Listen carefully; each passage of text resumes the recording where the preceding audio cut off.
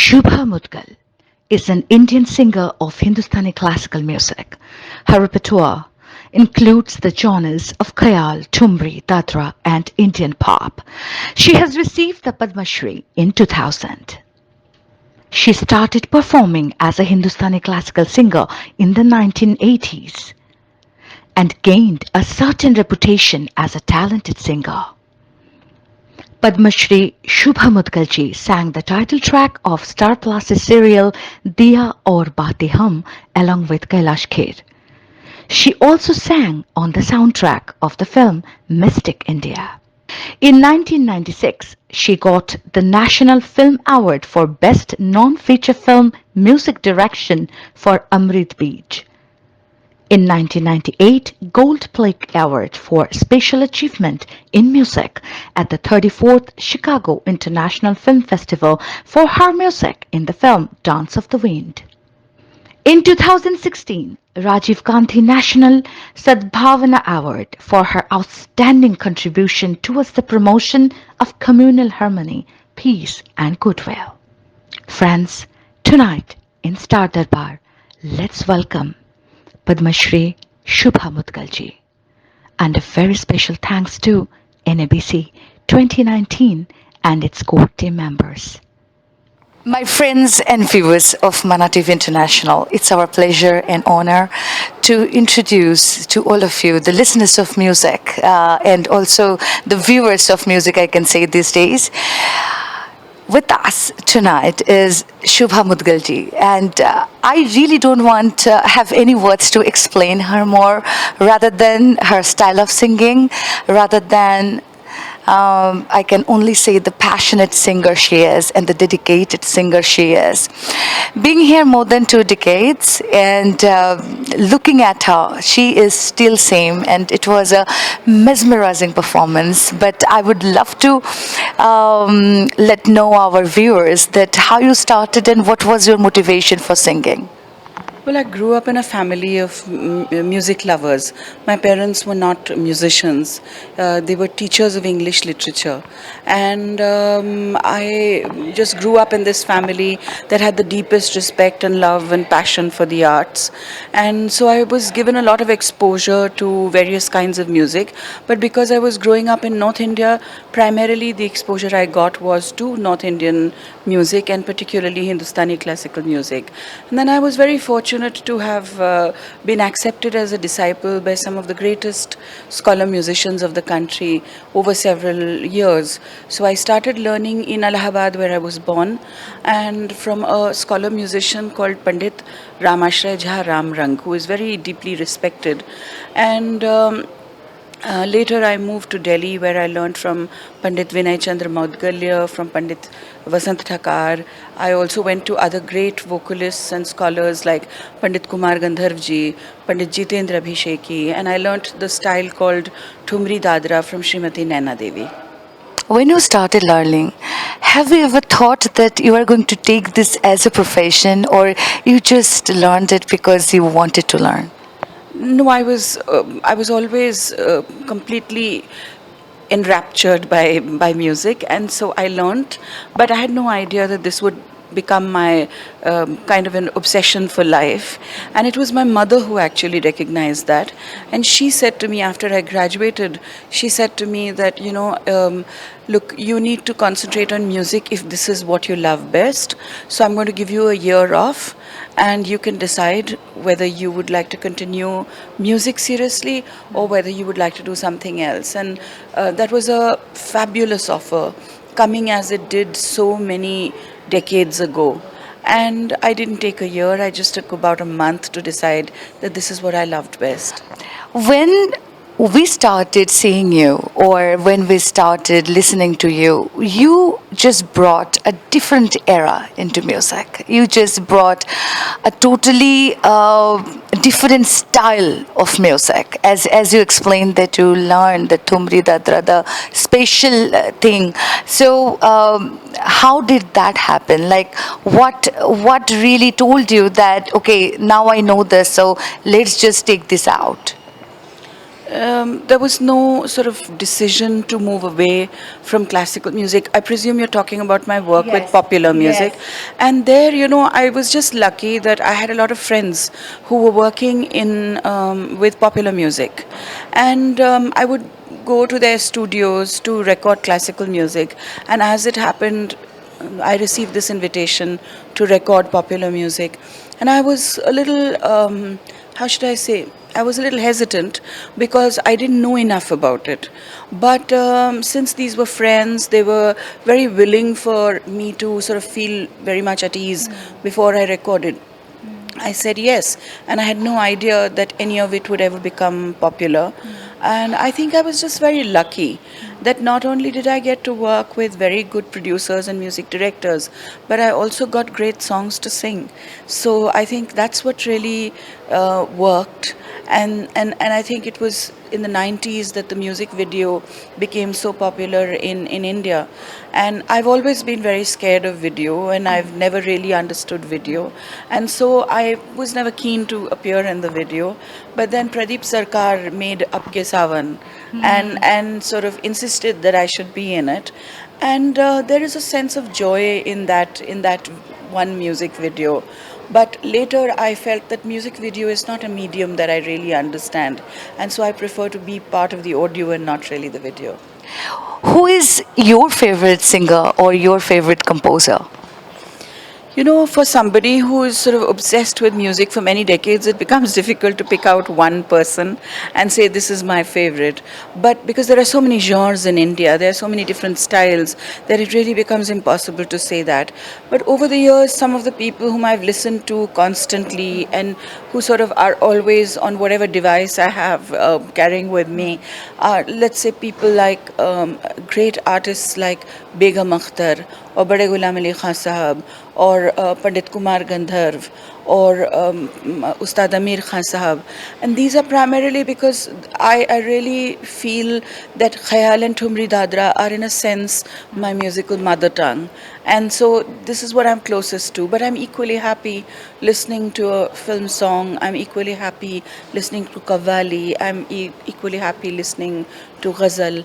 But some of the artists who are, whatever device I may change, they're always journeying with me, are the ones I named.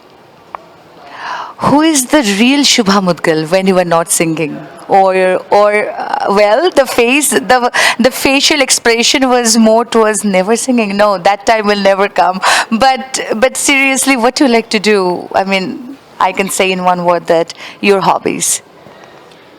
I'm an avid reader. I'm a very, very committed animal lover.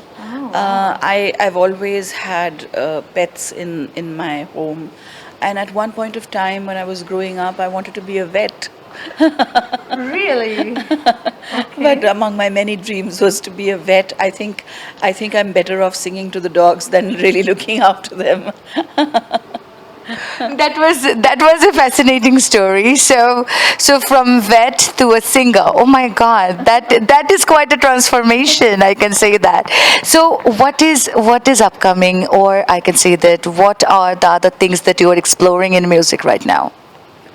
Well, I've done something which I haven't tried earlier, and so I'm both excited and nervous. When I go back to India, my first book of short stories will be out, and it's all, each of the stories is centered around the world of Indian music, not just classical music, but all kinds of music. And the title of the book is Looking for Miss Sargam. And my God, so that is a short story collection. Oh my God. So this was hidden inside you. And I'm really lucky that my viewers, you are really knowing Shobhaji, because this is what she is. I think that you are a writer from beginning, isn't it? No, well, I've written, I used to write a column on Indian music for a publication in India, but I've never attempted fiction. And so this is the first time I've attempted fiction, and which makes me both excited and nervous. I think I'm lucky to be published as a first time author. but I'm also nervous that, I mean, they're fun stories, but of course the fun hides a lot of the tragedy that is part of the world of Indian music, and I'm worried that I might be trashed and told to just go back and sing. You do that better than you write. What is your memorable moments that you can share with us? There are several because I've been around for a long time now. But I think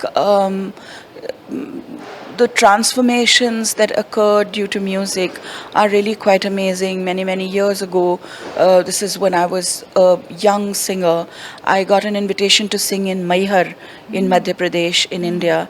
And this is a sort of a pilgrimage for most students of music because of the work that Baba Alauddin Khan Sahab did there.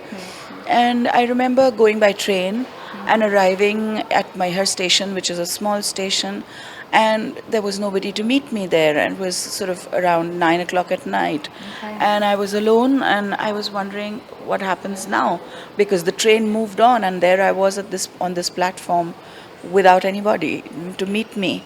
And I was wondering what to do when suddenly somebody who was working at the station, a sort of somebody cleaning the station, came across to me and said, "Have you come for the festival?" And I said, "Yes, I have." And he said, "Oh, don't worry. I'll try and find out. Maybe they've just, they're on their way. The organizers are on their way, and so don't worry. I'll open up a room for you, and you can sit there." Oh my God! And I was wondering. I said, "Who is this strange person who is being so helpful?"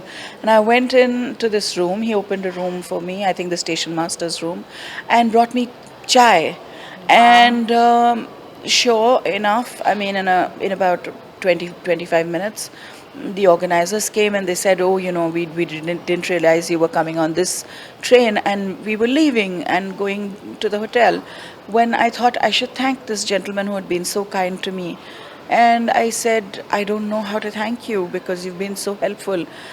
What can I say but thank you?" He said, "No, no, no, no worries. You don't need to thank me. But maybe if you can, why don't you sing Paraj tomorrow? Rag Paraj." And now this is a person who's working like a janitor at the station. And he makes a request for a rag that perhaps many people who have attended many concerts would not ask for.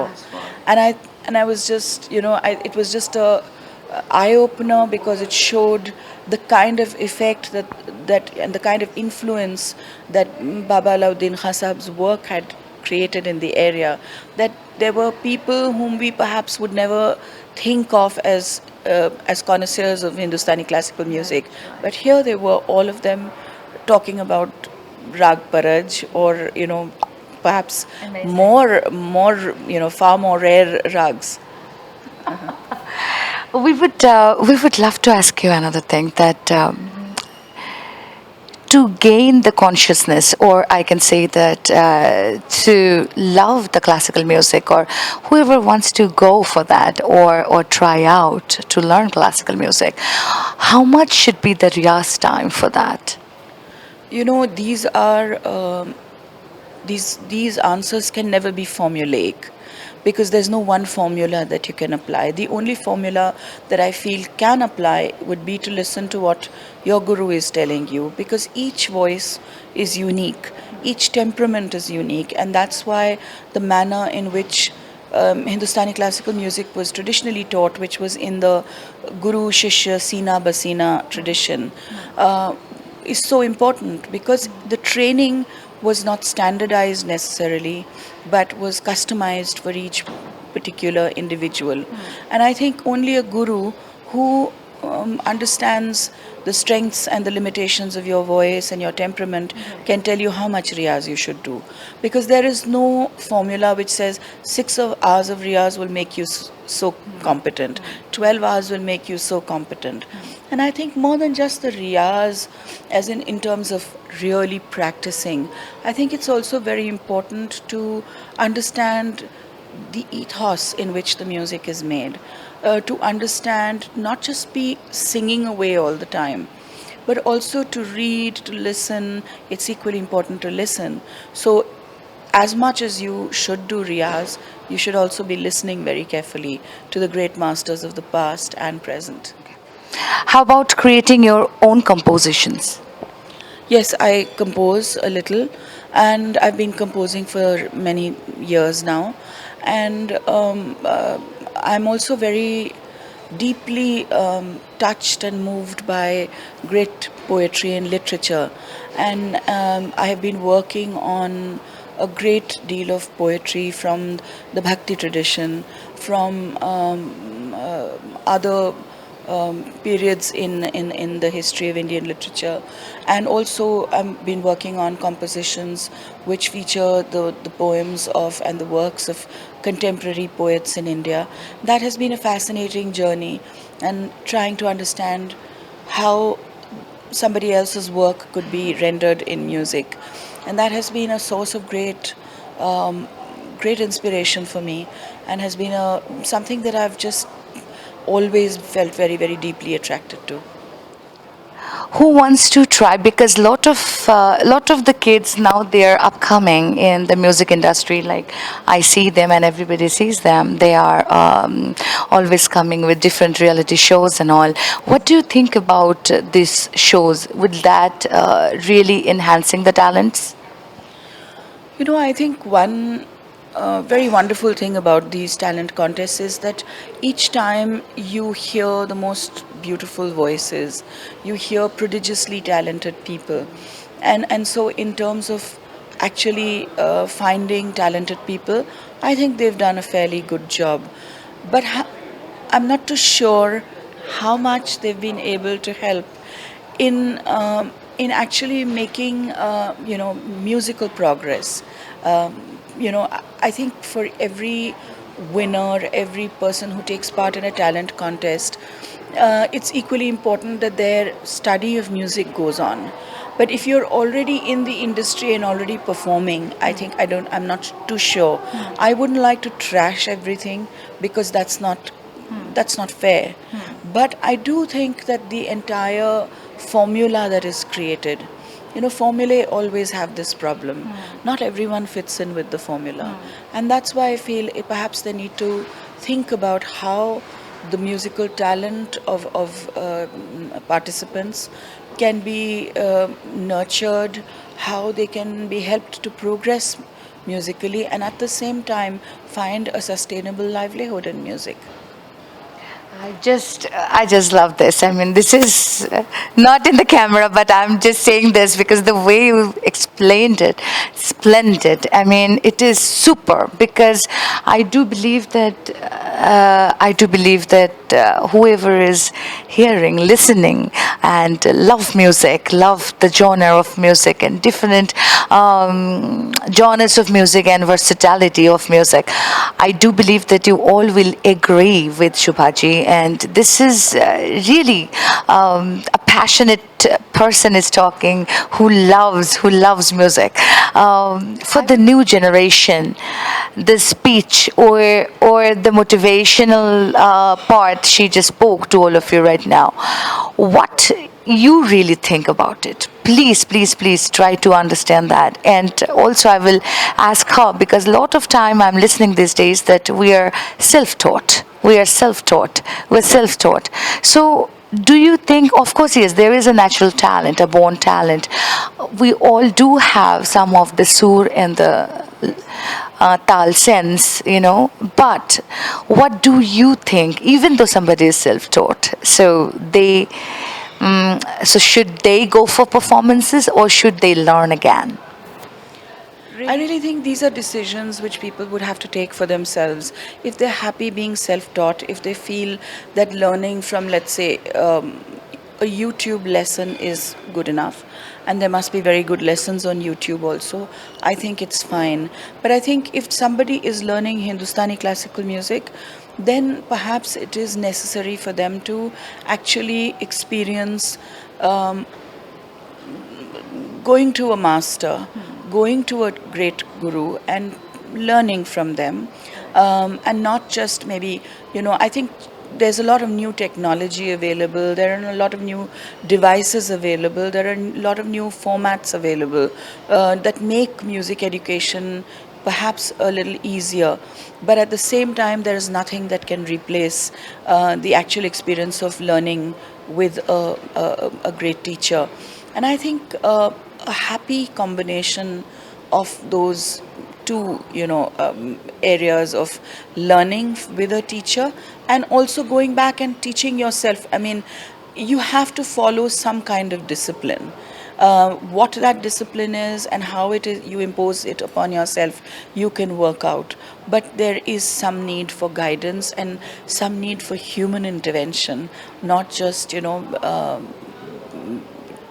copying or perhaps imbibing from recordings. That can help, but it can't be the only solution, at least for Hindustani classical music.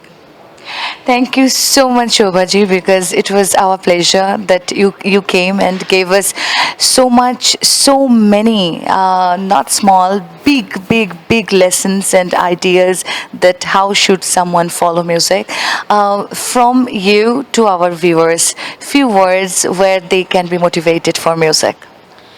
I turned 60 this year, and when I look back on the life that I've spent learning music, I feel really blessed to have the gift of music in my life. It's been a wonderful companion.